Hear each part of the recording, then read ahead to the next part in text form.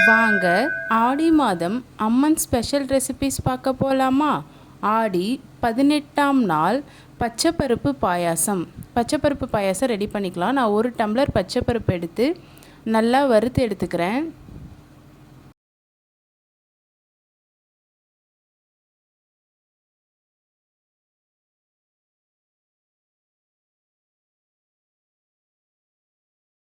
நல்லா வாசனை வர வரைக்கும், பச்சைப்பருப்பு வாசனை வர வரைக்கும் வறுத்துக்கலாம்.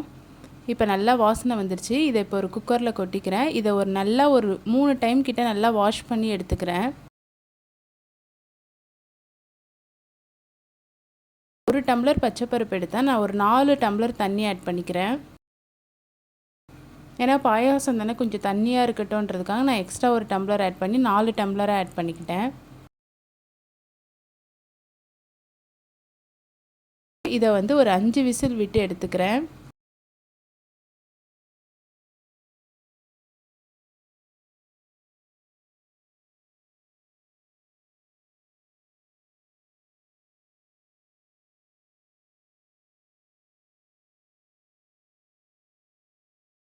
வெல்லத்தை கரைச்சி எடுத்துக்கலாம். நான் 1 டம்ளர் பச்சைப்பருப்புக்கு 1.5 டம்ளர் வெல்லம் எடுத்திருக்கேன்.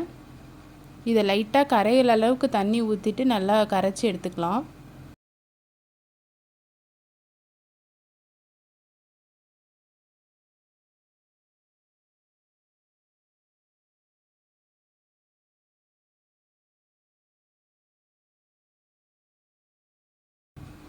வெல்லம் நல்லா கரைஞ்சிடுச்சு.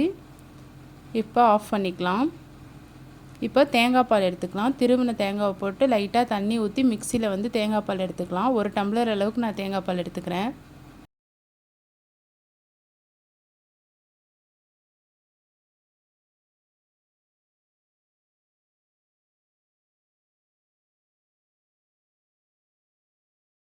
குக்கரில் ப்ரெஷர் ரிலீஸ் ஆனதுக்கப்புறம் ஓப்பன் பண்ணிக்கலாம்.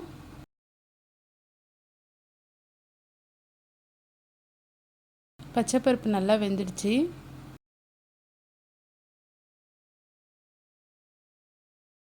நல்லா மசிச்சு விட்டுக்கிறேன்.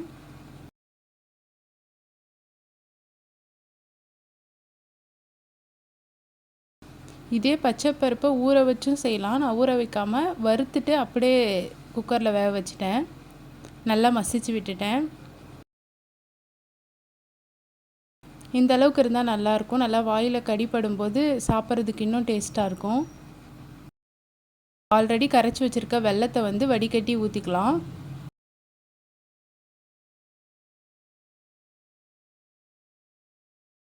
நல்லா மிக்ஸ் பண்ணி விட்டுக்கலாம். நல்லா கொதி வரட்டும். மிக்ஸ் பண்ணி விட்டுட்டு இந்த டைமில் லைட்டாக சால்ட் ஆட் பண்ணிக்கிறேன்.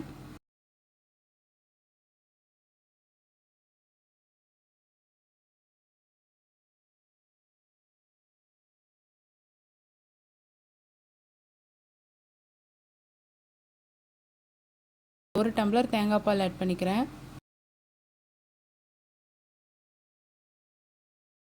தேங்காய் பாலும் ஆட் பண்ணிட்டு நல்லா மிக்ஸ் பண்ணிக்கிறேன். இப்போ இது நல்லா கொதி வரட்டும்.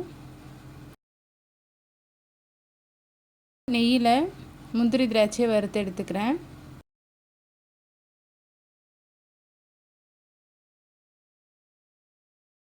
நல்லா வறுத்துட்டு அந்த பாயாசத்தில் கொட்டிடலாம்.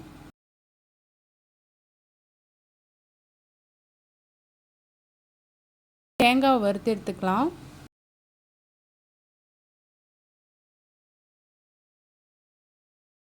இது நல்லா கொதி வரட்டும். இந்த ஸ்டேஜில் ஏலக்காய் ஆட் பண்ணிக்கிறேன்.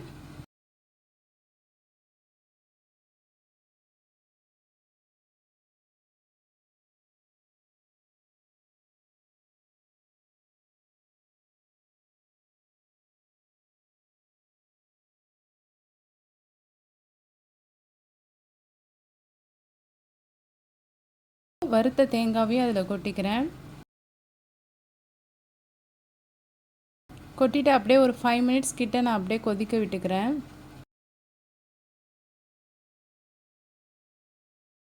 அவ்வளோதான். இப்போ ஆஃப் பண்ணிக்கலாம். சுவையான பச்சைப்பருப்பு பாயாசம் ரெடி.